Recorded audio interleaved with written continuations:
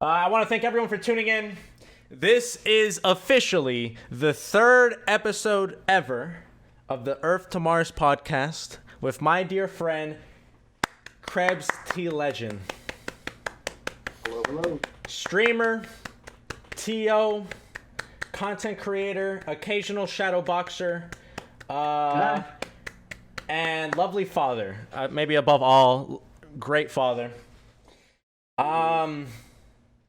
And yeah, I'm happy to have you on, Krebs.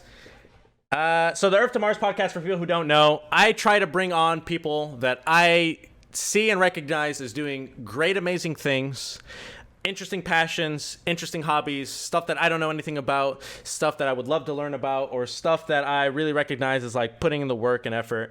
And Krebs is the definition of all that with what he does in terms of streaming, TOing for as long as you have, and all that, right? Someone I really do respect and appreciate. So I want to kind of pick your brain. We have some topics picked out already, but I would just love to just talk and show people who might not know all the stuff that you're into, all that goes on behind the scenes, right? Yeah, for sure. Yeah. So speaking of which, I kind of mentioned this earlier, kind of off there before we started, but I mean, you stream, like now you stream, you said 5 days a week, right? Yeah, ever since quarantine started, I really ramped it up with stream time, can't go out, so, really capitalized on everyone being home too. How does the phrase go? Luck is what happens when preparation meets opportunity, Yeah. you know? Yep. Yep, that whole thing. So I already had the ship set up. I had already been streaming for Yep. over a year, Yep. and then I just kind of kicked it into high gear and you know, capitalized On on the opportunity. yeah, yeah, for sure. Awesome. Yeah. So, amongst some of the things you stream, the one that I know you best for is the Ultimate series that you do, that you host online. See Me in Ultimate. Mhm. And recently, it was going around on Twitter, the very infamous Sonic is banned tourney. And that shit was hilarious because I was like, what the fuck is happening? Because I don't play, I don't play Ultimate. I'm not like super in there, but I still follow a bunch of people. I obviously have friends that are in the scene, so I keep up. And people were like popping off at that. You want to talk about that a little bit? Sure, yeah. I mean, it was like the perfect timing for it actually. Like um Sonic's a Sonic player won a huge online like $10,000 tourney Jeez. over I think like MK and a bunch of others. Bruh. And just the Sonic hate and like anguish, especially just like amplified by Ultimate's bad online. Like it was at an all-time high, and then I pop in Sonic is banned, and honestly, like not quite the most positive like message, like the bad part about it is some Sonic players did get hate. You know how it goes on. Okay, yeah. Yeah. Right. Some It, people were getting some shit for it. yeah, people make it too personal, They were caught in really. the crossfire of you just kind of memeing. Yeah, exactly. But I mean, I was telling you before the stream, like, so that tourney went viral. Before that, my Tuesday weekly had a good 140, 150 entrants, Nice. Solid. each Tuesday. That one blew up and got 775 entrants. Fuck, dude. Yeah, That's like regular like national numbers or fucking like at least regional like national numbers. 7 fucking 100 people for an online tournament. Not a yeah, single fucking Ethernet adapter in sight. No. mhm, yeah. And well, ever since, I kept it going. We brought a lot of new people into the stream, into the Discord, into our corner of the internet, our community, and the weeklies have been huge ever since. Averaging something like 230, 250 now. You Damn. know, I God. think, So a big bump in the numbers. I yeah, know for the Sonic tournament, I think did Xbox enter? I'm fairly positive, right? I think so. HBox has entered probably like 5 or 6 of my online tourneys now. Sick. Nice. Yeah. So yeah, no, I mean that was just insane. It was just so much fucking hype around it and so much hate. It was like palpable how much people were like, "Fuck Sonic." Oh yeah, dude. I mean, it was the quiet thing that no one said out loud, and then finally there was a tweet to just like, retweet and yes, finally and everything. Oh no. And then I mean, you were saying that like people made YouTube videos about it, right? Oh yeah, Supergirl Kells, Zero. Oh wait, I mean Redacted. Uh-oh. Yikes. Oh, canceled, canceled, canceled. Get him off the stream. Get him off the stream. I said the Z word. All right. Um. But yeah, a lot of people covered it. A lot of people screenshotted it. Um. And put it on their YouTube videos. And yeah, as everyone came to find out, like I had people pop in the stream. At first, why would you ban Sonic? Oh my goodness, you're the worst. 5 minutes, 10 minutes later, oh, you're actually a kind of cool dude. I see. Like, Which is perfect. I mean, that's the point, right? Like you do something so polarizing to draw that crowd of people in, and then guess what? You hook them in by being fucking Krebs, and they're like, oh, okay, I actually kind of want to stay and hang out. Like this is actually way better than I expected. It's fucking yeah. genius. I mean, it was just so fucking amazing, and the engagement that you got on the tweets and everything was probably like ridiculous. hmm Yeah, and I mean that's a whole topic in itself because it is like, that's clout chasing in a nutshell. Like that is, yeah, but there is good to come out of it, like fortunately the little stream community I have going on is growing because of stuff like that. And yeah, it's like a necessary evil, doing polarizing stuff like that and getting Hmm. attention, bringing people in for the long term. Okay. Yeah, so I know that's something that you want to kind of talk about is like quote unquote like clout chasing. And I think there was a tweet or something. I remember we've had a conversation about clout chasing before. So when you think of clout chasing, I just want to be clear. What is it that you like think of? Like what is it that you mean when you think of like clout/clout chasing? hmm Well, it's like a big umbrella with like all kinds of things under it, right? Mm-hmm. Like there's certain things like oh man, all those cringe like Instagram influencers that were like taking pictures in front of shops that were brands that Yeah. oh yeah, that's the dark side of cloud chasing for sure. Um but I had an angst for years about like even like raffles, like raffles, like retweet, Yeah, follow yeah, here. yeah. And you know, I've sort of like recently grown into like understanding that it's just necessary, Okay. um, that in this day and age, like influence is such like a powerful currency, I guess, Mm-hmm. and it's something I've come to better terms with and started to just roll with. Like, okay, this is the way the world is. All right, I'm gonna rock with it and do it in my own way. Okay. Okay. So to be clear, I guess to anyone listening, is that we're talking about kind of like social media, like online, doing things to garner a type of attention, right? And then kind of we're describing whether we think it's like a good thing or bad thing. I guess what you're saying is you're taking it back and you're saying, okay, I'm going to do it my way and utilize it as kind of a tool to kind of grow an audience, build an audience, get that kind of engagement or following. hmm Especially in, this is to get like a little personal with it, but like, all right, I work two jobs and they're great. They're not stressful. Mm. Um, but I would quit both in a heartbeat to be a content creator, streamer, YouTuber, etc. Mm-hmm. Um, I would quit both in a heartbeat for less money. I find it to Yeah. be way more meaningful. Yep. I'm way more motivated to Yep. do it. It's a great creative outlet. Like people that watch my streams, they'll see me like, initiate people with like a blood punch thing and hand it to the I, I, camera. Like, I, I I was there. I see all that fucking. We could talk about some of the creative stuff that you've done on your stream because it's fucking pretty great. thanks, man. Yeah, Uh, dude. Honestly, like I get so excited every time I get an idea like that. The right. communication, like, oh my goodness, I live for that shit. Yeah. Um, But yeah, to get a little personal with it, like one of the reasons why I've come to better terms with like, you know, doing borderline shameless things with growing Twitter, growing the Discord, growing the Twitch.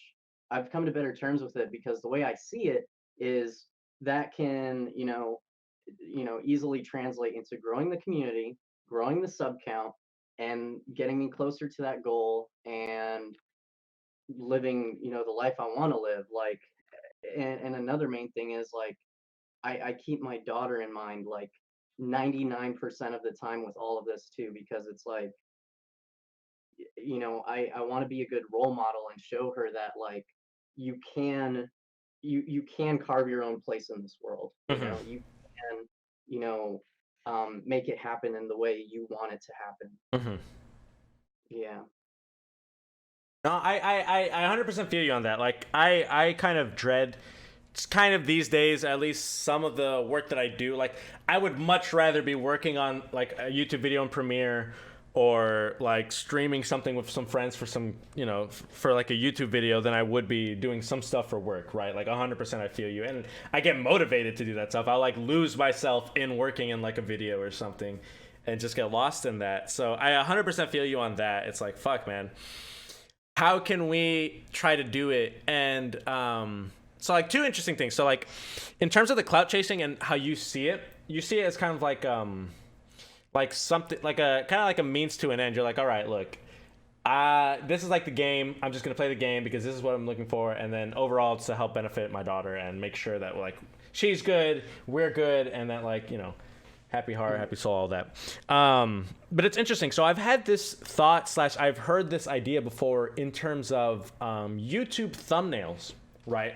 So we all know YouTube thumbnails are super clickbaity, super like what the fuck, and like the titles are like, okay, what the fuck is happening? Like, oh, I whatever, and it's like it's just complete clickbait, right? We all know the culture behind that. But an interesting thought that I've heard once, you can tell me if you agree or disagree, is that, and this is kind of how I approach it, is like a clickbait is okay / I don't mind doing clickbait because I know personally, like I know that if someone were to click on one of my videos or at least some of the content, maybe stuff I'll do in the future, that they'll be better off than not seeing it in their lives. Like if they click on something, I know it's from a good intention. I'm not trying to scam them, and I'm not doing it just to garner things just for a bad intention, right? I'm doing it for a good intention or for something because I think they'll be better off. And I could see me doing that with some other stuff in the future. Like I really want to help people, right? One way or another. But I mean, I feel like you could kind of flip that and easily be like an evil marketer who's like doing nefarious things. But that's kind of how I see it. It's like, I know I have good intentions in doing something like this. It's just kind of a tool to do it. And obviously it fucking works because that's marketing. Like, especially online. Like, that's fucking marketing. So, I don't know. Yeah, and there's actually a big like culture shift going on in YouTube thumbnails right now. There's like more Zoomer Zoomer thumbnails popping up and actually being um more successful at the moment. Like I'm talking about like angsty Zoomer, just like the title is like so lazy Yep. and Yep. but it's like on purpose, Yep. and the thumb like it'll just be like click this video, you know, like just something like that. Nondescript, no keywords in the title, literally like barely a couple words. Doesn't make any sense almost. Yeah, Yeah, yeah, no, so I know, okay, so this is something I know you wanted to bring up anyway, so I might as well bring it up now. So I know you watch a lot of Devin Nash, and that's where he talks about this, and he's talked about this on his stream recently, and it's actually literally the reason why I changed the last title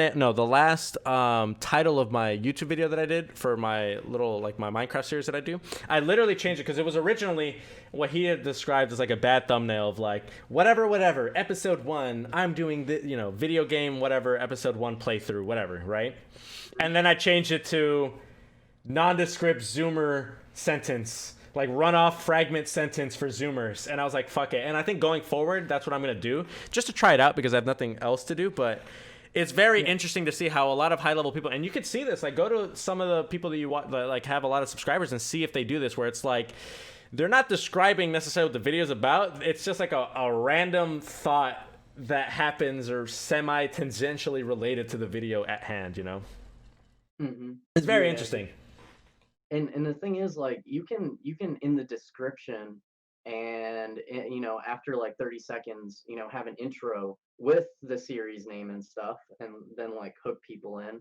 But but yeah, like a way I've kind of seen it too is that the goal of like YouTube videos and stuff is to bring new people in, because like your immediate friends and family, especially people you show it to, you know, people, you know, on Twitter that follow you, um, you know, regularly or whatever, see what you say regularly, they'll watch it anyway.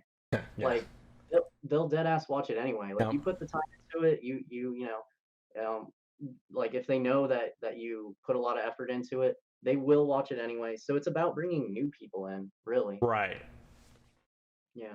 Right. Well, and so okay, so I mean, yeah. So the cool thing is, and the big difference between YouTube and Twitch, and this is something I thought about a while ago, and it's part of the reason why I've been so in and out of Twitch streaming, is that you can't, much like other aspects of business, you can't outsource yourself, right? So when you're Twitch streaming, people are there because they want to see you doing stuff. You can't outsource that. You can't outsource your interactions. Whereas for YouTube, I could literally, and I'm literally going to start outsourcing basically everything, basically all aspects of it. I'm going to like Twitch stream, download the VOD, hand it over to a company that will handle everything to make it a YouTube video and be completely hands off. So the amount of work that I would have to put into Twitch stream versus a YouTube video is going to be like ridiculous, right? Like I have to be streaming for like 3 to 5 plus hours or YouTube video. To be fair, the Twitch content is what I'm using as my YouTube videos, but that's something that always turned me off because it's like I can't hire someone to be me and interact with chat and do my stuff, you know? Mm-hmm. And then the other benefit too is that YouTube videos will stay on forever. Like YouTube videos aren't like my whatever YouTube videos I put on there will be there forever. Whereas Twitch, I'm only live when I'm live, right? Yeah, yeah. And in fact, I really like the word Devin Nash used for it. YouTube videos are evergreen, you know, Yeah, yeah, content evergreen that, content. Yeah. yeah, like they're 24/7. Yep. They're always there, and they advertise the stream. And a lot of big influencers and content creators that also use Twitch, for example, they'll get more follows on Twitch a lot of days when they aren't even live. Mm-hmm. Um, just because like something, some YouTube video or some Instagram post, you know, like especially Pokimane, you know, will like get God bless the traction. queen. On a day where they aren't even live, they get a ton of Twitch followers, Yep. and you guys know that easily, you know, converts into, you know, a loyal following with subs and everything, You can call them so, simps. Yeah. yeah, we're both thinking it. Yeah, Yeah. no, I mean it's an important thing for people to realize. It's like you don't grow. I mean, I was telling a friend of mine who recently just was taking it a lot more serious. I'm like, look, for you to really grow your Twitch, you're gonna have to grow your everything else, like your complete brand and your presence on all the other different socials, and then bring them into Twitch. You got to really realize like that's kind of the move. Oh, very much the Harris Heller way. Yeah, yeah. Harris Heller's another great resource that I highly recommend people to come watch or go watch. Mhm. Yeah, man. Yeah. My only gripe, and I don't know, it's probably just a personal bias, but he comes across as too YouTuber-y, at least for me. Harris? But he has like a lot of great, meaningful, and you know, helpful Oh content. yeah. I the person like the vibe. I don't know. Maybe it's like some inner angst in the back of my head. I'm just Yeah. like, "Man, He's trying to sell me something. He's gonna come out of nowhere and then yeah, he's like kind of too nice and positive. I want to help him. Blah, blah, blah, blah. Very Ty Lopez almost. you know," and I kind of wish he would exactly. Someone in the chat saying not genuine, right? And I don't know. I mean, he's probably completely different on Twitch yet. I haven't checked him out, Mm, but I'm sure the Twitch is like him, like, you know, was goody, you know, and just like more relaxed, more laid back, everything. very chill. Um, so yeah, I mean, I don't, you know, I'm not judging him. Again, he's putting out a lot of great stuff.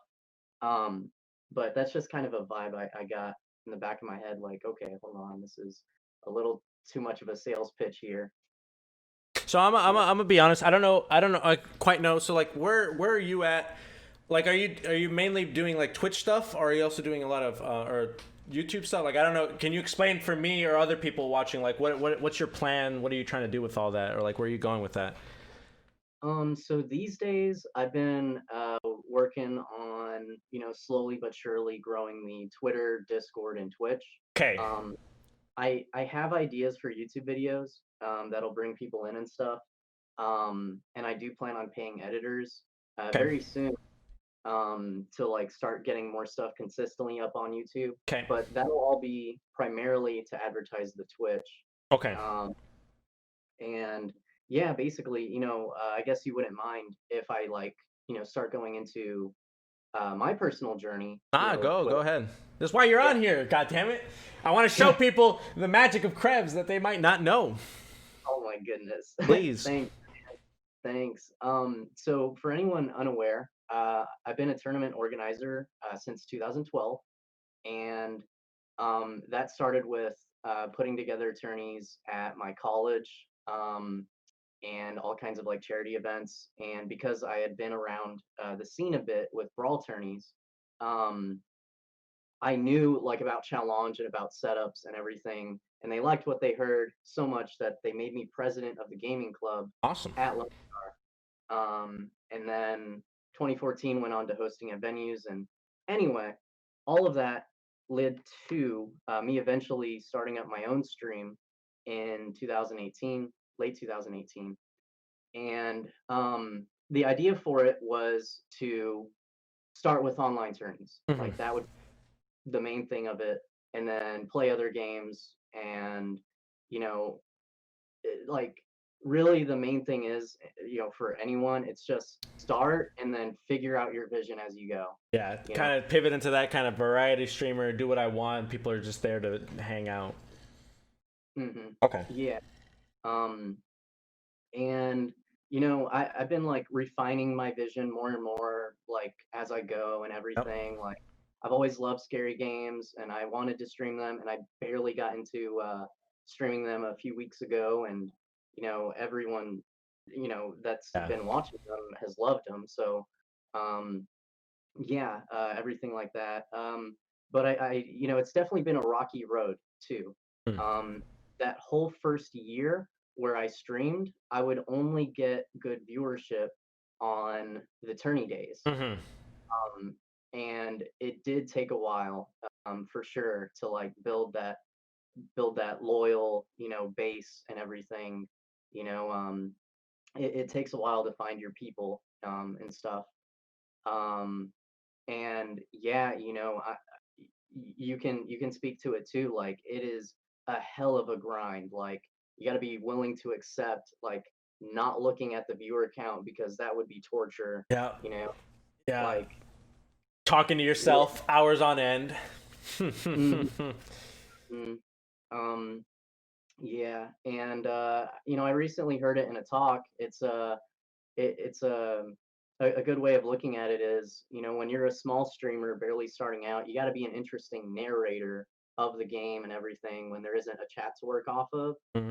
Uh, and then when you're a big streamer, it comes back to that, because then chat is just too You much. can't even. It's like yeah. Yeah, yeah. So as a streamer, at least with what most people do with playing video games on stream and stuff, like yeah, as a small creator and as a big creator, you gotta be an interesting narrator, have like an interesting thing going on, that's Be unique to you. entertaining. Yeah. Yeah, yeah, being entertaining. Yeah, Hmm. because you can't rely, and you really shouldn't rely on chat to carry you, right? Like you want to be interesting, or at least have interesting content, or at least have interesting stuff going on in your stream where people are there just because they're like, oh shit, like this is, what you have to say is interesting, or what I'm looking at is interesting. And if you have neither, it's like, all right, well, next. Yeah, then honestly, the rough question, why are you streaming? Nah. Like yeah, it's I mean, yeah, like it's all about being individualistic for sure. You know, doing trying to figure out what that thing is, and you don't need to nail it right off the bat. You can just start. You can just start and then figure out as you go. Okay, Oh. what's the one thing I can do that no one else can do? Mm. You know, what's the one thing? I love thinking about it this way. where it would be a shame in the world if this didn't exist. You know? Mm, I've never thought of What's that. Hmm. um I heard that from Devin Nash, and that is like, whew, that is like a great way to live by.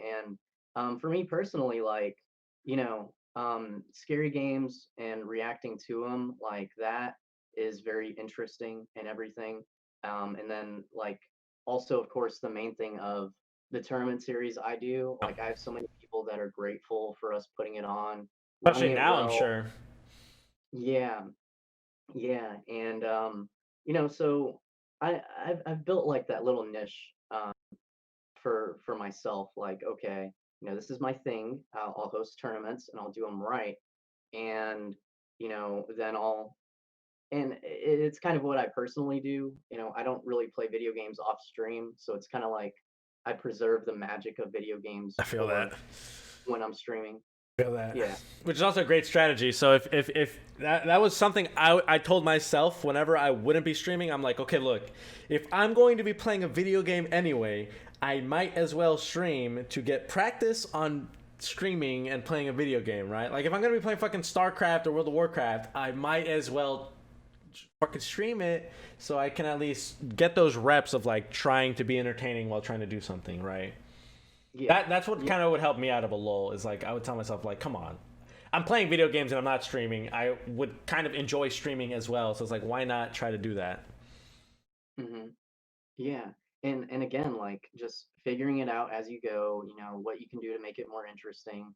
I really like Ludwig's approach Hmm. to making a show out of it every Yeah. day. Yeah, like that. Yeah. That's a really good way. Like, today is special and here's why sort of Okay. thing. Okay. Yeah. And I'm doing my best to like channel that energy into my streams when I can. It's like, all right, guys, I'm playing this game for the first time. Like this is, a widely, amazing game. And, maybe I'll even put a twist on it, like say Detroit Become Human. Yeah. Um a game like that, be like, Yeah. okay, guys, permadeath. Like if I mess up, we're sticking with it, Oh. add more things, like add more weight to it. Um, I could really like work. Yeah, my friend, he's been doing Nuzlocke, and so people have been hooked because they're just every episode or every time they tune in, they don't know is a Pokemon gonna die, and they're so attached because they're like naming these Pokemon, and they're like, fuck. They could be. I could miss an episode, and some Pokemon's gone that was like that I helped name or something. So that's one aspect of that where it's like that extra challenge or that extra kind of committal with people. mhm. But And that's a really good point with the not to cut you off, but that's a really interesting point about the treating everything like a show. So it's kind of that argument of quantity versus quality, and I'm all aboard for the idea of having like going live if you have a and this okay, this is what I try to do. And this is my approach and what I'm trying to do. Going live with like a mission or goal of something, right? For mhm, example, that's part of the reason why I've started now these two podcasts as well as the series that I currently do on Twitch, right? So I have a D&D and a Minecraft one.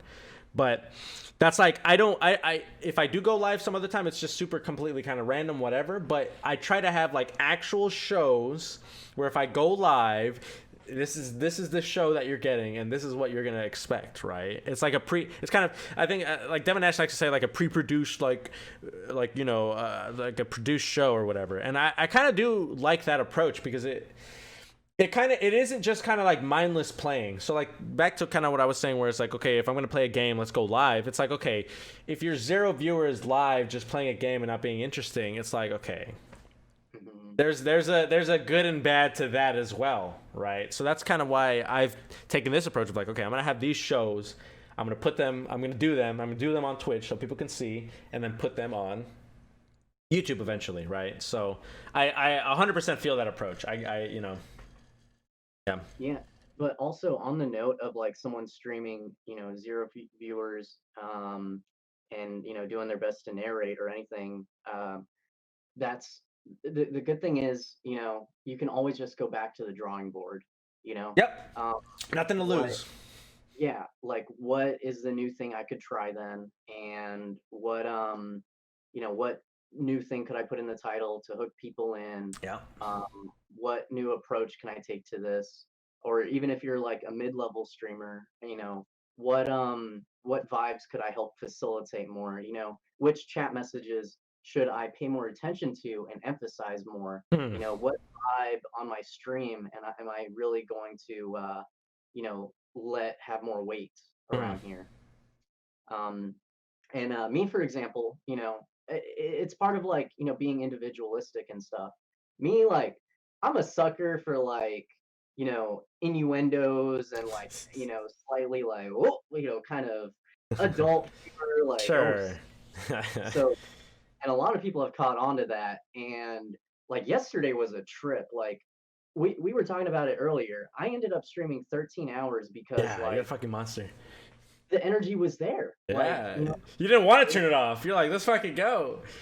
yeah, and there were a ton of regulars there, and it was just, oh my goodness, there were clips galore. Everyone, Monkey Ben Q already came in here earlier with like some clips of things I've said, and damn it, you know what? I stand by my statements. Stand by him, You know, goddammit. yeah, I stand by it. Yeah. um, but yeah, it's like as people go, they figure out their own creative little ways to like, have their own personality, shown through the stream. Love Yeah. it. That's the high point of Twitch. That's the stuff that you don't get from YouTube, is like that interaction, that like in the moment. It's like a literal fucking party that you get to host online. You're like, hey, oh, everyone's just going ham. Ah, Hmm. that sounds like so much fun. I mean, that's the big difference, is that interaction that you get to have with these people online. It's like, fuck, that's so good. Yeah, and it's so organic. Like Yep. you can't predict it, you know. You can't predict it, and it'll just be a thing like out of nowhere. That's a beautiful and amazing thing because it came out of the blue. Mm. Yep, yep. And you help kind of facilitate it. Like they're there because they're at your stream. Like it's that community that you've kind of grown and got to kind of like foster. So I love it. Yeah, I love it. of like-minded people. And I actually want to add, like, you know, I'd say in quarantine, this has helped a lot of people, like that sense of community, that sense of belonging, everything. Like it's really filling like a much needed hole in people's hearts, like where they can't see their friends in person or Yep. anything. Yep. Yeah. No, that's a good point to make, is kind of that like mental health aspect of like at least being there to provide people some, like, some kind of enjoyment, some kind of like community, like you've said. I mean, that is an important thing. It's good to see at least that a lot of people are streaming about it, and a lot of mental health has been in the talks recently because of like certain Twitch, what's been going on in Twitch, there in the Hmm. Twitch space. So yeah, because it's rough out here. Fucking Corona. A lot of people, like, it's really hitting people having to be at home, isolating, and not being able to be with, like other people and stuff. So it's definitely rough out there. Yeah. It's nothing to take lightly. Yeah, it certainly is. I mean, it's dude, all parties, all events, all concerts are canceled. Like, you know, um i- sci-fi movies couldn't have predicted this, where everyone is so like, you know, wary about even touching, fist bumps, handshakes, all of that, And no or hugging dog. grandma. Don't hug grandma. Yeah, right. Like, yeah, sci-fi movies could not have predicted this. And it's the world we live in. Everyone's wearing masks, and it's yeah, it's 2020. It's crazy. It's a crazy ride. Yep. Yeah, but no, that's interesting to hear. I recently, at least for my, so like I'm doing all these shows and stuff on Twitch, and now just today actually I got off the phone with people to like edit videos for YouTube, because I'm trying to Hmm. see how I can get them all on YouTube. I'm really trying to go like hit it hard at least, because um It's just like, why not? And so here's an interesting question. Here's where I was going with that is my sister, my little sister, I have her actually helping me, kind of not like super assistant work, but like kind of assistant work. She's put shit on my calendar so that I actually do shit, right? She's helping out. I'm paying her. But she asked me recently. She asked me like a day or two. She's like, why do you do this? Like, why do you do all this stuff? She's like, why are you like, having all those different shows and stuff, and then you have weave shirts, and then you have like all these talks and blah blah blah. Like, why do you go to the trouble? And I mean, I thought about it, and like I've been having those like driving in the car moments, like fuck, why do like what, and like shower moments, like why do I do? But what I told her was like, I do it because first and foremost, like I would much rather be doing this than job stuff. Like I'd rather be in control of what I have to do than being told I need to go do whatever, which is kind of like talking back about what you were mentioning earlier about your own job, right? Like, this is a lot more interesting than fucking nothing. And then the other thing that I've been thinking about recently is, like, what else would I be doing right now? Like, what the fuck am I gonna go do? Be one of those type of people that just watches The Office on fucking repeat? Like, that can't be me, bro. I cannot watch that shit. Hate me for it if you want. I don't give a fuck. Fuck The Office, bro. I'll say it. But like, that can't be. What am I gonna do? Use all the money that I would have used to buy editors or hire designers and stuff, and like buy shoes? I wear the same black motherfucking V-neck shirt, Amazon Essentials, and fucking gray V-neck shirts. It's like, this is the shit I don't know, dude. Like, how do you feel about that? Like, what if I were to ask you, what? Well, I guess I kind of know the answer because you said it earlier. It's like, you're really doing it to try to think about like your daughter in that aspect and make sure that she's good. But I would love to pose that question to you and see if you have anything else to expound on that, because I was thinking about it, man, like a lot. Like, So, a way I like to think about it is, okay, so like, what would we do if money wasn't a problem, if money wasn't a thing, okay, right? What are we naturally drawn to? And yeah, like I would be doing like these things, the things like you would be doing this, you know. What are we naturally drawn to? And um, there's way more meaning in enabling artists and designers and editors into growing their skills and being Damn, creative. son, There's way where'd you more meaning find in that this? than materialistic things.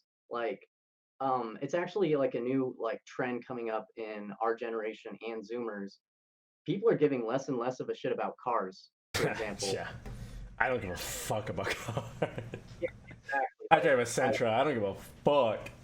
I drive a basic Corolla and I don't even care. Like, if I didn't have to drive, I wouldn't have a car. Like, Amen. um, Amen. I didn't want to get my car. I was looking at my car like, I'm gonna have to pay this much of money over this amount of time, and I don't want that. I don't want a fucking monthly fucking expense. But we live in Texas, yeehaw, motherfucker. yeah, gotta drive everywhere. Um, and yeah, like that's what I'm getting at. Like, we're becoming less and less materialistic. Um, and yeah, less and less people are caring about cars, and I think everyone's caring more about like artistic and creative endeavors. Mm. And I plan on doing a talk on this later. It would be like something I could elaborate on, for an hour plus. But I do see humanity getting to that point. Like, okay, here's a few like huge steps humanity has taken, right?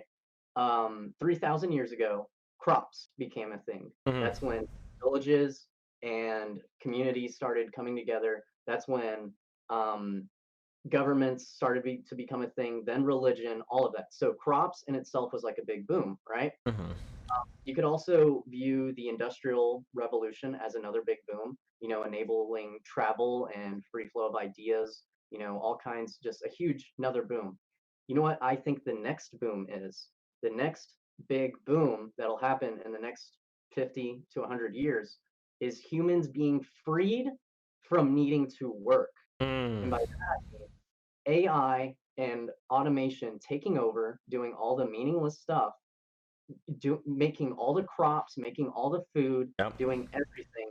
And then it's like, oh, wait, we don't have to work anymore. What do we want to do then?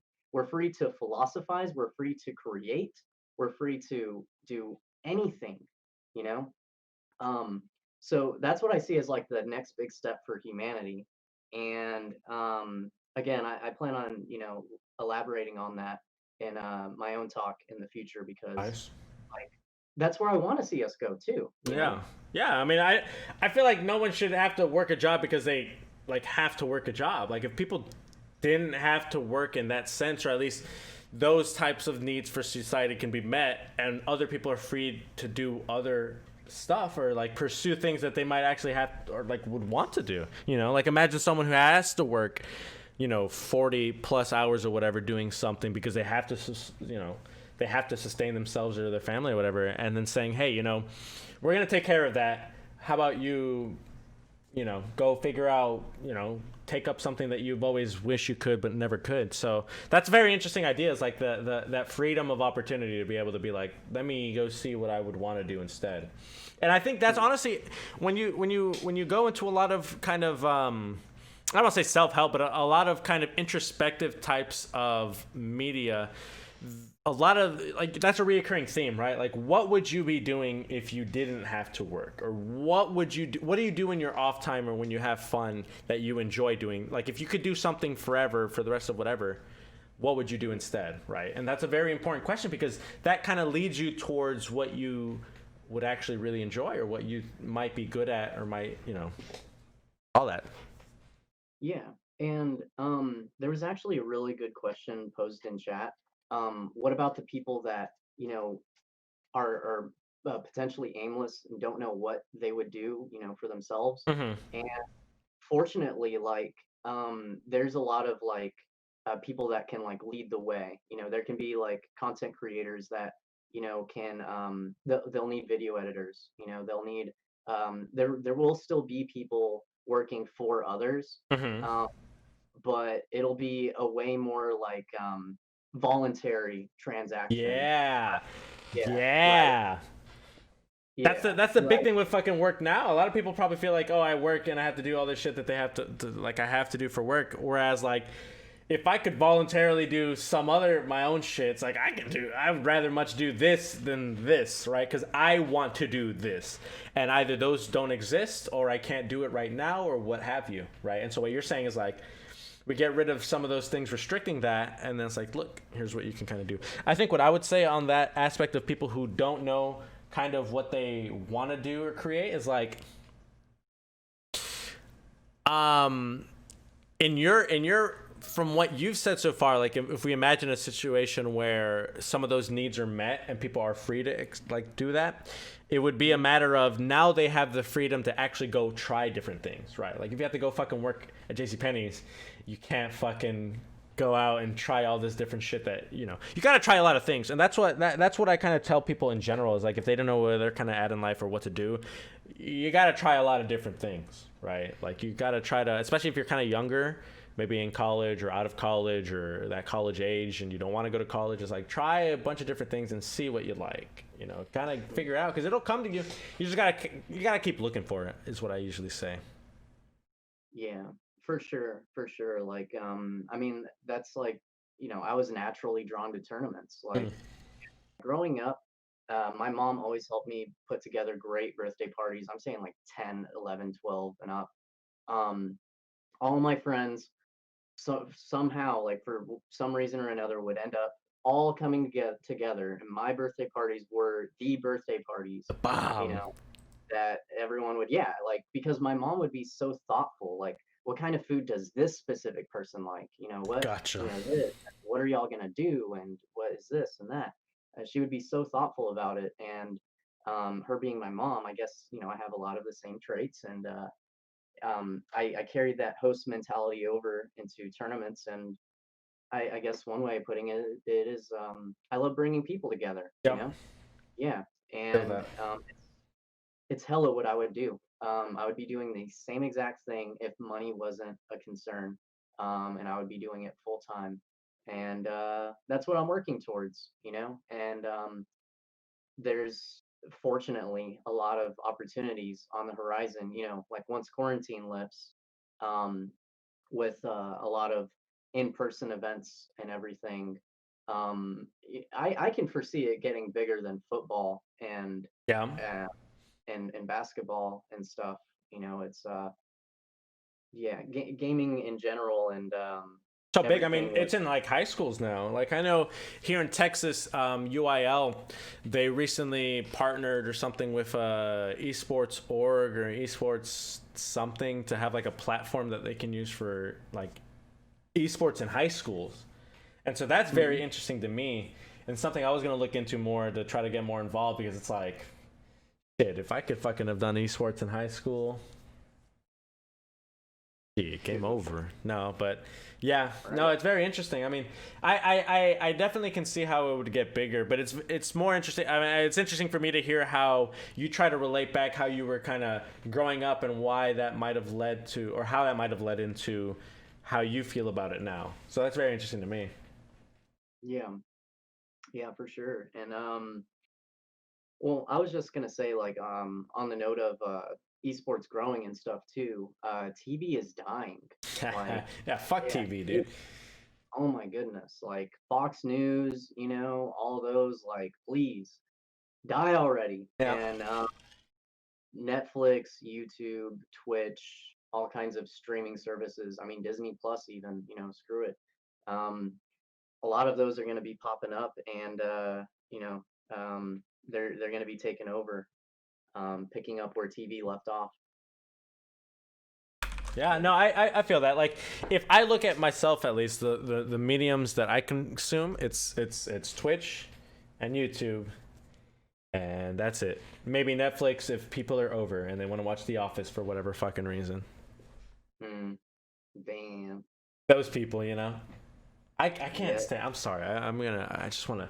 I hate The Office, bro. Liking The Office is not. Here's something. Here's some self introspection that I had to do recently. I realized that hating The Office because it's The Office is just as bad as liking The Office and using it as a personality trait. Like liking The Office and saying it's like isn't a personality.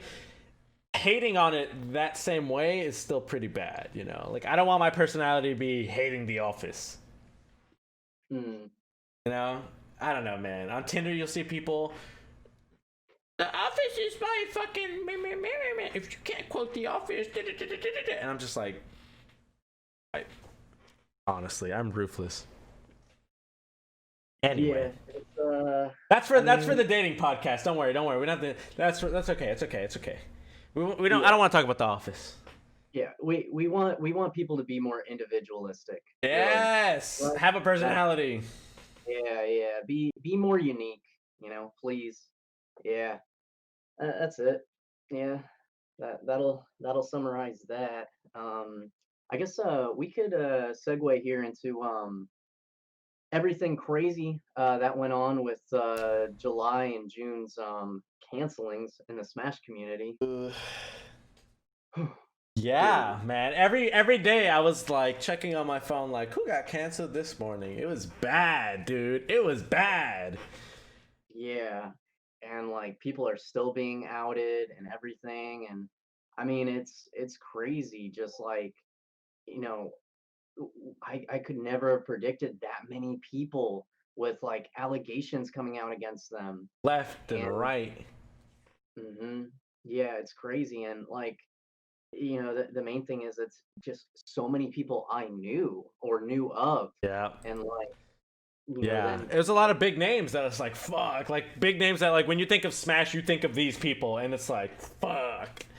yeah, and now they're gone. Like they're excommunicated. They are just gone, and everyone's trying to forget their name. And like, it's it's insane, man. Like again, like people I knew, even like people, and Right. I their know. life is going in a completely different direction now. Rightfully so. Complete Like, 180. yeah, it's insane, man, and it's Do you think this will? I mean, obviously, it will impact once events come back. How do you think your? How are you taking what's happening and then thinking about how you're going to be running tournaments or stuff like that in the future? Like, what do you? Because I know, I mean, you obviously organize events, so it's like I'm asking you, how do you see that? yeah. Well, fortunately, a lot of people have picked up the mantle of, I guess, like being the morality police and Okay. everything. like stepping up and making sure that this is like, isn't happening on their watch. Right. And I'm really grateful because I'm really grateful it's not me because I'll admit, like, I haven't done anything, cancel worthy or Uh-oh. anything, but Uh-oh. I'm a human being. I am a 100%. little problematic, like I I'm not I'm not spotless, Um and I'd rather let them take the reins on that stuff and let them, worry about that and everything. They're way better at it than me. Right. I Yeah, and that's nothing wrong with that. Right. And I fortunately have been free to, create and brainstorm and come up with new ideas. Like, for one, I'm not going to talk about it too much because Sure. it's still all in the works. But Smash United is going to be an entirely different brand, a whole new name, a whole new logo, a whole new aesthetic. Right. And I'm really excited about like the creative ideas that I'll be able to implement once quarantine lifts. And I don't, I'll just follow their rulings. Like there's like a Houston panel, for example, um, in the Smash scene, and there's a ton of panels for other scenes across the country, handling like accusations and allegations and bans. I'm sure people are keeping track of everything that's going on to make sure all the TOs across the board are on the same page, right? Or yeah. Right. And, my thing is like, again, I'll let them do that. They're better at it than me, and I'll follow what they say and I'll just do what I'm good at. I'm good at running well organized, efficient events where people can have a good time. And, then all these creative ideas of mine will come in with the production value of the stream and everything. Like one of which, bit of a leak, I'm commissioning custom music Oh. from a synthwave artist for The leaks. tournament streams. The leaks. For like your own, or the for whatever will be next coming up. Mm-hmm. Right. Oh, sugoi. Yep. That's hype. So, That's hype. Bringing in that extra oomph, basically. oh yeah. I mean, It's interesting because when you think about, not to cut you out, but it's very interesting to think about, like, there are tons of tournament series and a lot of names and like whatever, and like I for one love the names. It's like some tournament names, they get so fucking creative. It's like amazing. But it's interesting to think of like a branding around like a specific tournament. Usually when you think of a tournament having a branding, you think of like the CEOs, right? Like I think a CEO, I think boxing ring. And I think fighting and Florida, like that's like brands that you have amongst these tournaments. So it's interesting to see how you're going to try to implement that or bring that or like elevate that. Did I die again? die again. I think we died again. I said the same thing. All right, I'm back. I see you. I hear you. Okay. I literally said the same thing. I was like, did I die again? Wow, yeah. All right. Okay. Oh, but yeah. I mean, that's yeah, just like Evo,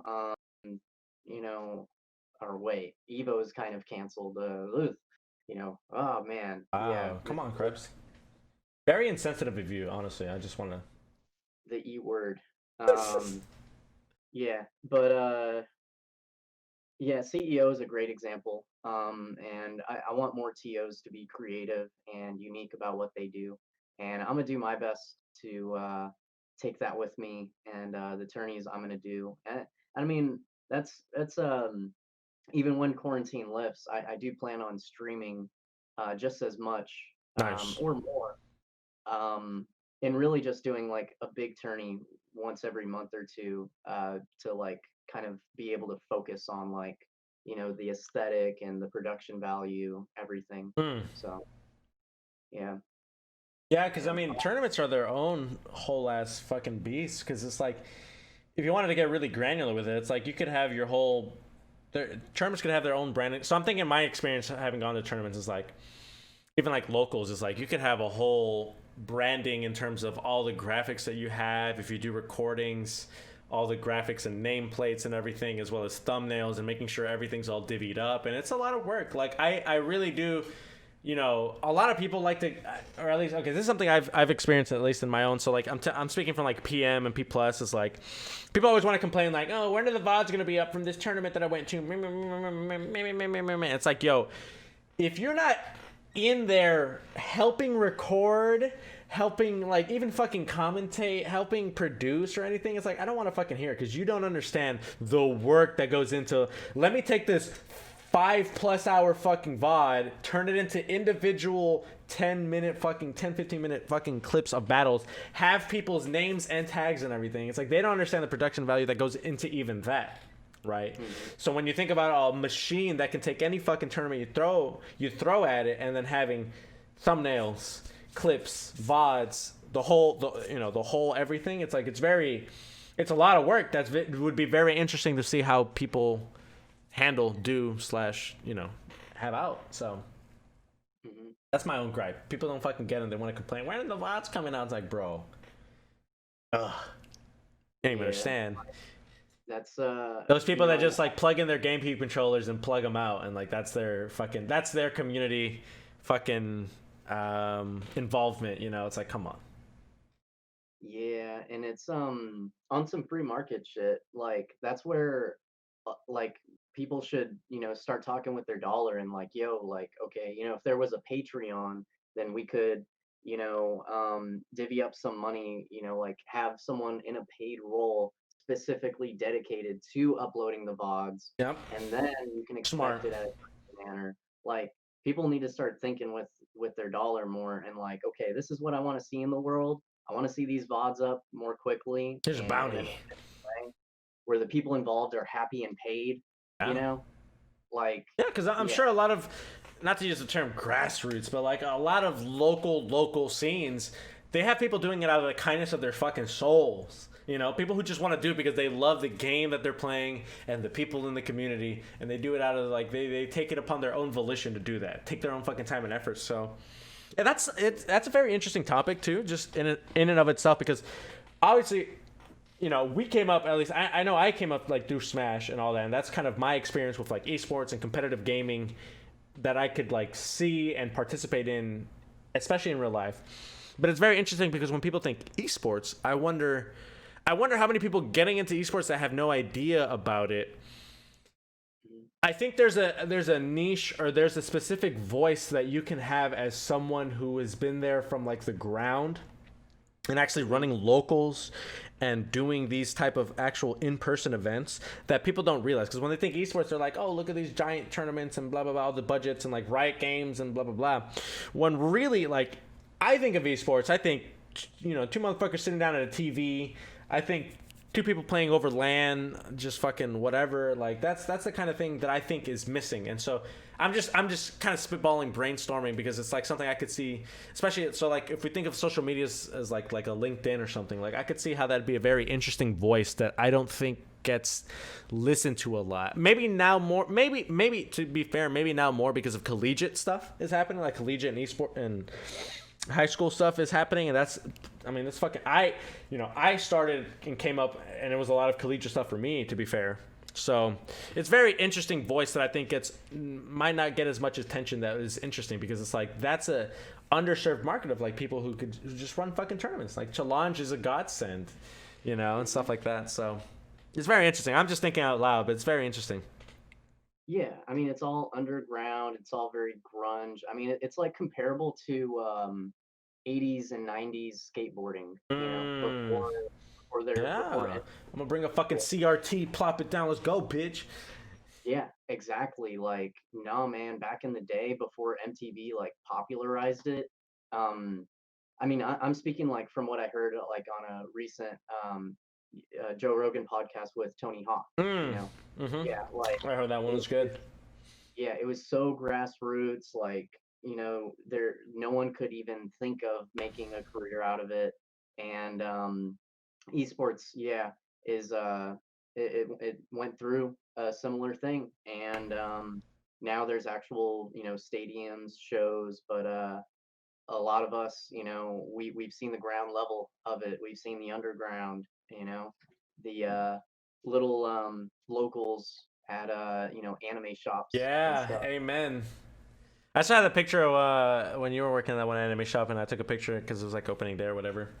See, I'm a Hmm. genius, bro. I took that picture because I was like, I know. I'm going to show this shit like 15, 20 years from now. And I'll be like, yeah, I mean, me and Krebs took a picture back in the day. You know, we were at a fucking anime shop that was hosting Smash Tournament, you know. Oh my That's God, that after five all head. That four. Look at this forehead fucking geniusness, bro. Come on. five, yeah, Uh, fuck. Yeah, no, it was just something interesting I was thinking because, like, LinkedIn, like, honestly, I feel like if you got your voice out on LinkedIn with your experiences, like, organizing tournaments and running a fucking organization for so many years for such, like, for Smash and popular games, like, it'd be a very interesting force. And LinkedIn is very underrated as a fucking social media. Like, there were like talks that I got asked to do just because I was active on LinkedIn. You do hashtag esports, hashtag Houston, like stuff like that. So anyone listening out there, take LinkedIn seriously. I'm pro LinkedIn. So I don't know. yeah. Explore I'm it, Krebs, is what I'm saying. Explore it. Explore it. I'm sleep on LinkedIn. I have a Explore it. profile. I'm telling you, bro. You have a lot to, it's because you have a lot to offer because you've actually done it. And so these people that are coming in with a ton of money into these businesses and stuff, like they don't get it. And that's part of my whole TED talk that I'm having now is like you're in it. So you have a lot of value because you're on the ground running these things, you know. I don't know. Don't sleep on it. That's what I'm saying. Don't sleep on it. Right, right. I mean, I even did a TO Talks podcast with my Hmm. buddy Am, Nice. talking about how, a youngster would get into hosting locals and stuff. And I know LinkedIn is a good outlet for for people to post like clips and stuff, like they can treat it like Facebook where they post Hmm. like videos and pictures with some captions and stuff. Yeah, I know it's a good outlet for that and everything, and I am aware, yeah, of a lot of businesses and stuff. Like there's this one casino. All right, bit of a leak. Here Uh we oh. go. Uh oh. Yeah, before quarantine, I was looking to work with this casino to launch their esports division. Uh oh. Um, and they were they have four casinos across the US, on like Indian reservations and whatnot. Um, and they already threw $50,000 on their like esports and computer like lounge and everything. Yeah. I was about to help them get local and then regional events going for several different games. I Hmm. mean, just think about it this way: you could put on a $500 free entrant Fortnite tournament, promote it for a month, and you're gonna get 100 plus people easily, right? Mm-hmm. Mm-hmm. You can easily envision that too, because you've been around and of the communities. Yeah. But these businesses, they hear that and they're like, "Oh wow, we only need to spend $500 to do that." Like, their ears perk Perk up. up. Yeah. Um, and yeah, this is all kinds of stuff that once quarantine lifts, I'll be able to get back into and probably figure out a way to transition to being a full-time TO, esports director sort of thing, while still streaming because I'm definitely planning on still streaming Love during all it. that. Love it. Yeah, yeah. Love it. So do you? I mean, so do you? Would you want to see yourself like 5 to 10 years down the road being like a major key player factor, whatever employee to run like a gigantic tournament series and stuff? Like, do you see? Would you be happy if you saw yourself in that role? Like, you know, Krebs, senior tournament, whatever the fuck for big tournament XYZ or whatever. Like, what do you think? I mean, it doesn't even have to be about me. I would just feel so honored to like be in like imagine like like those big concerts for like Ariana Grande and stuff Sure. and everything like that. I would feel so honored to be a part of a thing that was like a crowd filled stadium with amazing finals and everything like Playing that's, your role in that and making that experience happen. Yeah, Gotcha. I mean, because I would love to be a part of it as a spectator. Like, so I'd be beyond honored to, yeah, uh, be one of the workers, one of the people behind producing that. And it's that humbleness, you know, to be able to want to fill in those whatever smaller roles, or not to say smaller roles, but play your part in that bigger experience that I feel like people really appreciate and really see the worth in, to have like someone like you on there, right? It's like to be able to work in these big whatever esports orgs, it's like playing your part in the community and being able to be like, okay, like I'll help fucking commentate or whatever the fuck, or I'll help, you know, run a turn. Like me, like I've helped on some of your tournaments or some tournaments that you've helped run, because it's like I want to at least help and volunteer and work on that, because I see the greater good of something like an event like this happening in Houston, right? So I'm like, okay, I'll throw my fucking hat in and say, you know, I'll fucking help, you know, fucking put my mouth, you know, just fucking do it, you know.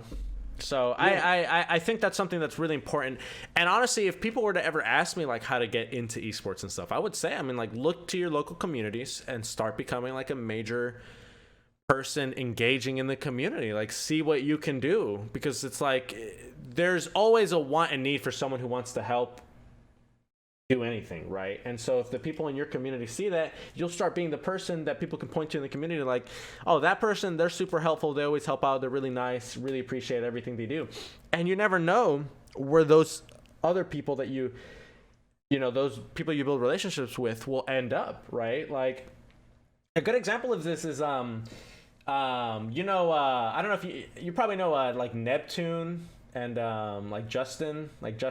Justin's now the marketing director for DreamHack North America. Neptune, he's like I think he's like a project manager for one esports company. He was working with the Outlaws previously. Like those are two guys that I know just because they would commentate PM, and I went to PM tournaments in Dallas and stuff. And so whenever I meet up with them or talk with them, it's always like, oh yeah, you know, at least, you know, when we were first building a relationship or whatever, it's like, yeah, I mean, I know y'all from PM, blah, blah, blah, blah, blah. We're like, you know, that's like that community sense. And it's like, I wouldn't have that if I wasn't a active part in that community of PM, like driving people to fucking, like, I was literally the person driving people out to Dallas and stuff. So, and building relationships with these power players. And you never know who that could be, right? That one person that you help at their first time in a tournament. This is a great fucking example. So one of the melee puffs here in Houston, Justin, Spivey, I forget their fucking tech. Pretty and Pink? Yeah, Pip. Yeah. No, Pip. Yeah, Pip. Yeah. The first fucking melee tournament that he fucking went to, or like he was interested about, was literally we were at U of H in CBB hosting a tournament, and he saw us walking with CRTs. He's like, "What the fuck's going on?" I was like, yeah, I could show you, like, come on through and I'll show you. And so he fucking comes over and we set up, and he's like, holy shit, I had no idea that they were running tournaments here. And I was like, yeah, bro, like, look, they have all this stuff, da-da-da-da. That motherfucker went on to be like fucking easily top 10 in Houston, top 10 or 5 in Houston, if not like more. And then in the whole state, like fucking top 10, 20. At least I don't know. I don't like speaking with the stats that I don't know, but I try to keep track so I can actually have them on hand. But like in Houston alone, he was like top 5, top 10. And he had never been to a Smash tournament, so I was like, yeah, bro, like come over, I'll show you. And that's a perfect example. It's like, bro, come on. And then you never know who else you might help out that might turn into whoever the fuck, right? That's why I'm doing this podcast with Krebs. So, 10, 15 years from now, I can be like, oh yeah, Krebs. Had him on my podcast. He was like number 3. It's whatever. Yeah. It was before his blow up. Yeah. Yeah, no, but it's true. And it comes from the intention, to get back to kind of your clout chasing point, it comes from the good intentions. Like, it's like, I don't want to do it just to be like, but like, by doing it naturally and being that type of person that want to help people, shit happens, Yeah. Yeah. I mean, it's all about like putting yourself out there. I remember hearing Ty Lopez speak on a podcast about how he was so willing to just go and do it for free, Yeah. Like whatever the thing was. I think it was like real estate he got into. I don't remember what exactly it was.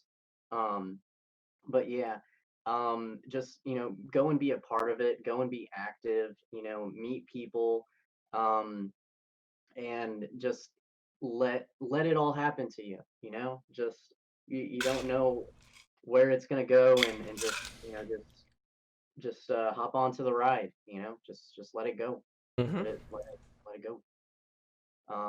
Yeah, there's no too small of a part in helping out and volunteering. That's one of the big things. So I was helping volunteer for Anime Matsuri, like a local anime convention here in Houston, for their esports, right? And it just started out as like, hey, you know, I'm interested in volunteering. I go to this tournament all the time, or I go to this convention all the time.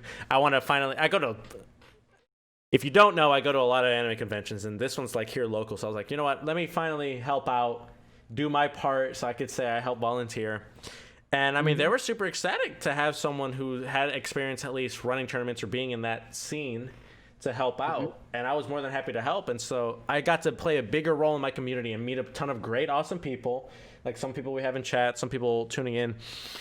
And I'm super grateful for that. And it all started because I was like, hey, fuck it, I'll come help. And look how it ended up, you know? Yeah. Yeah. You never know. You never know where it'll go until you start. Like, yeah, it's just about doing it, meeting people, um, and again, like if you're passionate about it, help out in the little ways you can, you know, and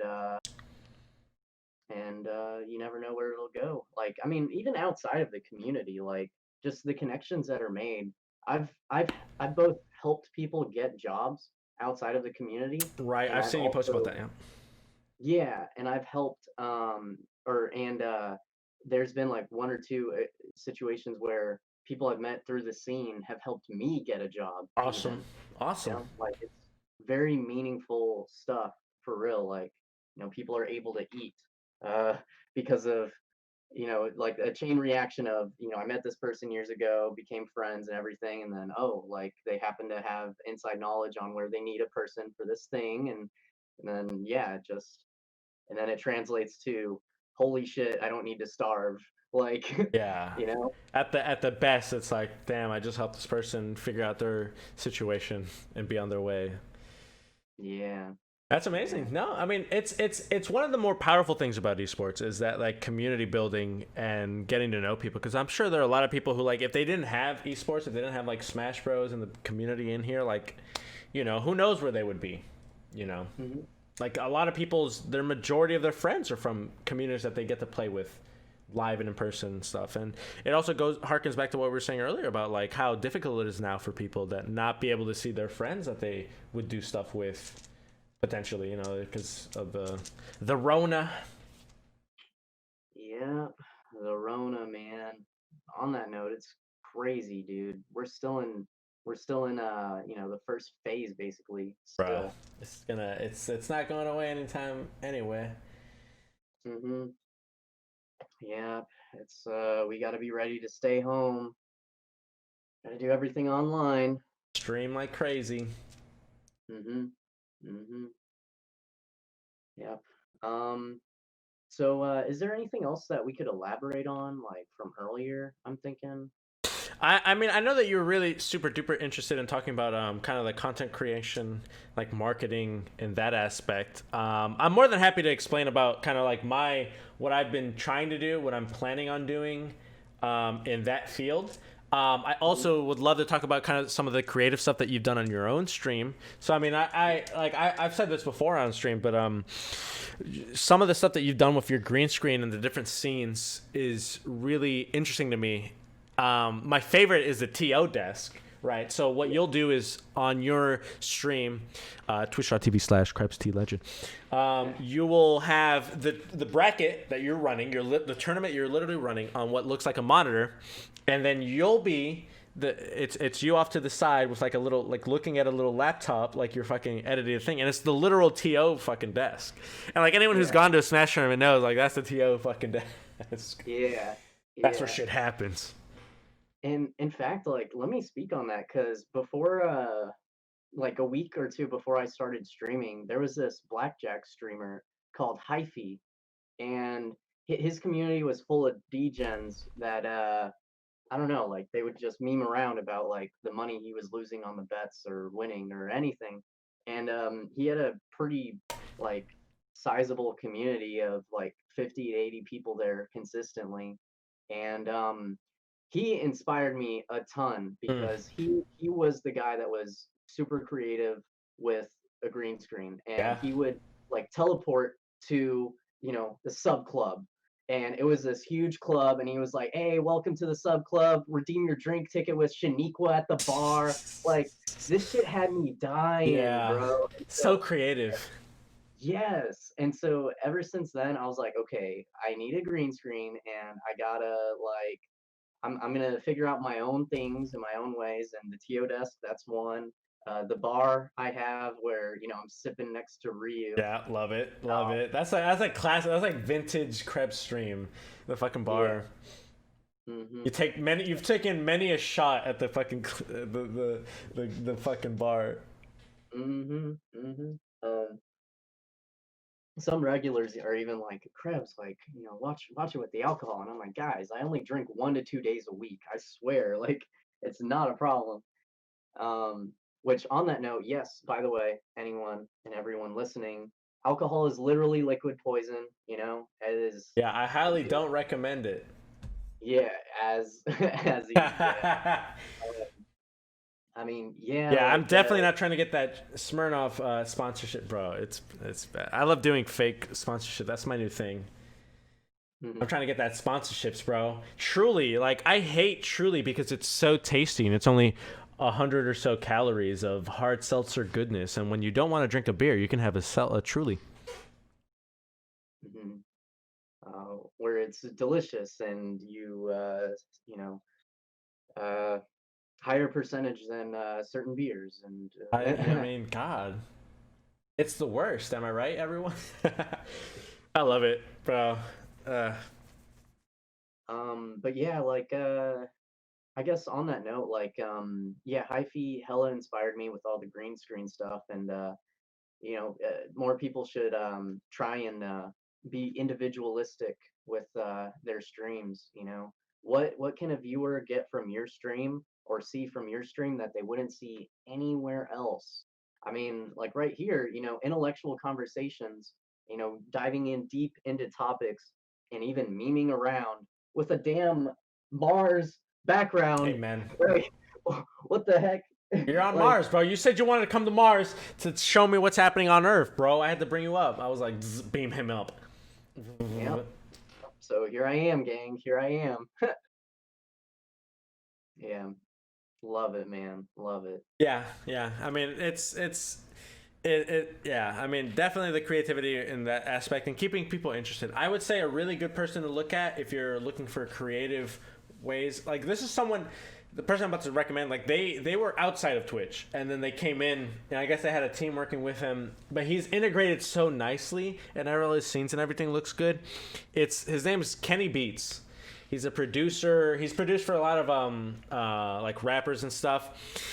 And now his streams are like 2K, 3K, like strong. But when you watch him, you're thinking, okay, this guy's like a fucking natural. Like this guy's he's obviously been well integrated into the Twitch. Like he's a fucking streamer. He's only been doing it 3 or 4 months or so. Like he's been doing it basically not every day, but basically every day.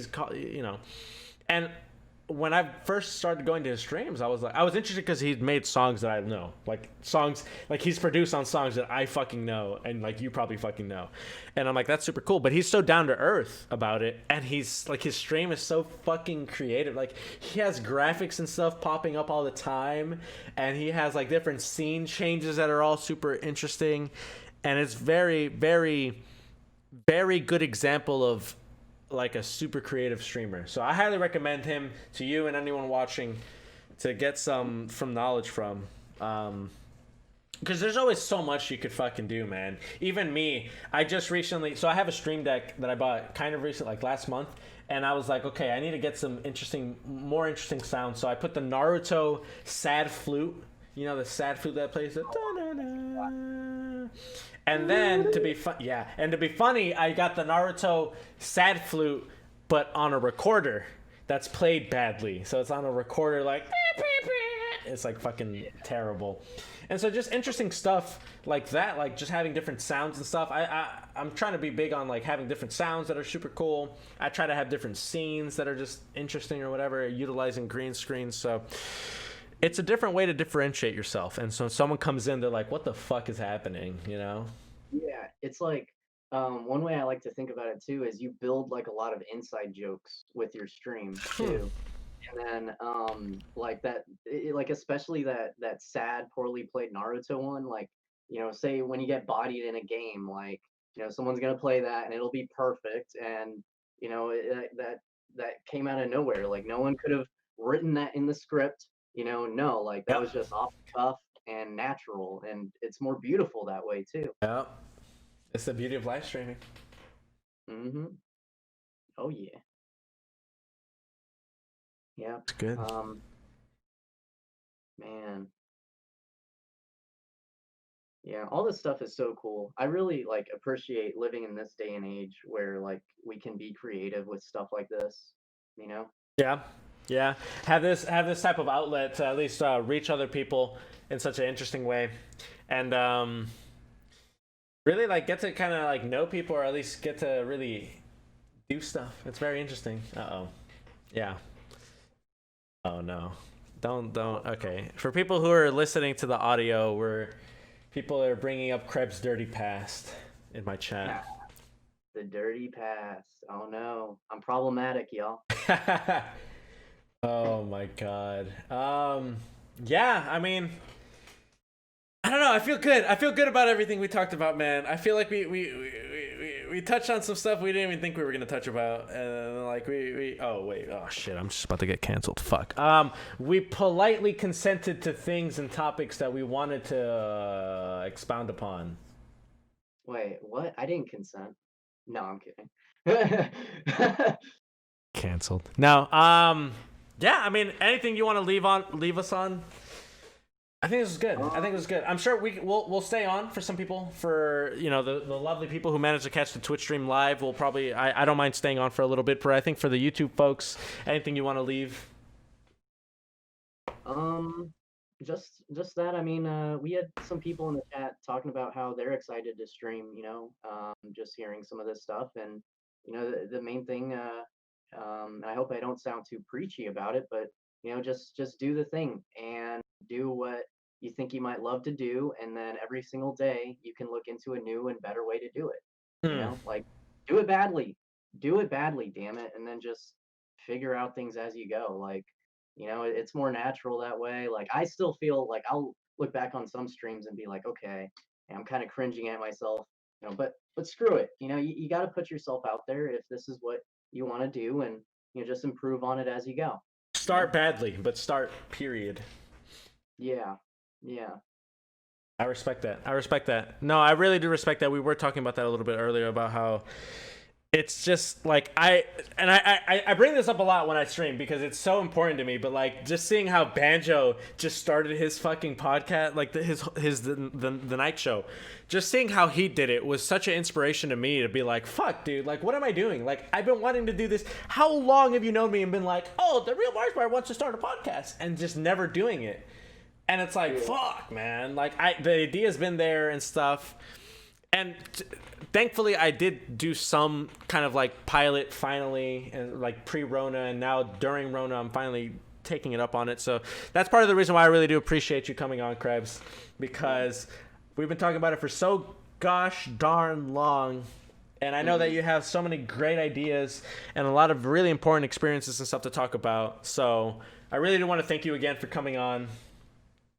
Anyone listening, anyone watching, at KrebsTLegend, the legend himself. Yeah, amazing. I really do appreciate it. Yeah, I hella appreciate being here. Like it is a blessed timeline where I ended up on Marz. Damn it. Go ahead. God bless. Timeline. I am grateful to live in the reality where this happened.